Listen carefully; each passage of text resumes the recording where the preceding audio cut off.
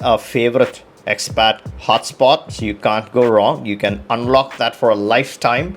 And then of course you have important countries like Ghana and Gambia. Remember, the US passport does not have access to Ghana. There's a specific reason why this market is extremely valuable and improving. So with this you unlock that country along with other important nations. The CPLP, I'm very high on CPLP since quite some time because this is a Portuguese speaking former colony. So you have distinct advantages in a couple of very important countries.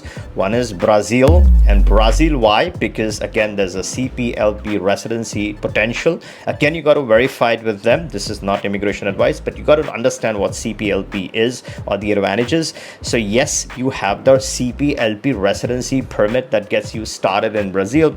Or let's say you're doing a Viper directly in Brazil, getting a investment based permanent residency, then potentially a CPLP could unlock fast track, which is a 1-year path to Brazilian citizenship. So nope, you're not looking at having babies in Brazil for this reason. You're going to have this backdoor potential option there.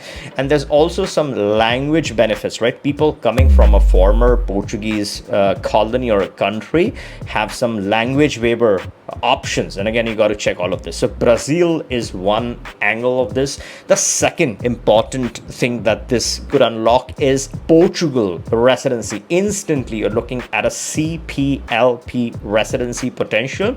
And although there's talks of extending the normal path, the golden visa path, or let's say the D7 or the D8 path from 5 years to 10 years for naturalization in Portugal. But let's say you come from a CPLP, they're looking at 6 or 7 years there. So you can still benefit from the fast track over there.